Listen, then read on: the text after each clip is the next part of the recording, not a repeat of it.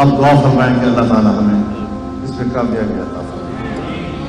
اور ہم کو بہتری کے لیے، تاکہ آنے والے مستقبل ہمارا ان تنازعات سے نکل سکے، اور یہ بات چیت سے نکل سکتا ہے،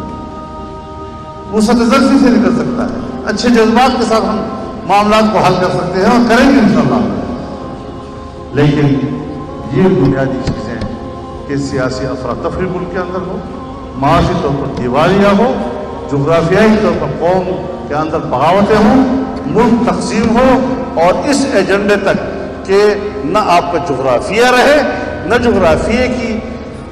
مذہبی شناخت رہے، نہ اس کی تہذیبی شناخت رہے،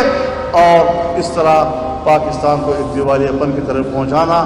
یہ شاید ایک خاص ایجنڈے کے تحت تھا جس کو ہم نے ناکام بنایا ہے۔ اور میں عمران خان کو پیغام دینا چاہتا ہوں کہ بین الاقوامی سازش نے آپ کو نہیں گرایا، فضل الرحمان کی سازش نے آپ کو گرایا ہے۔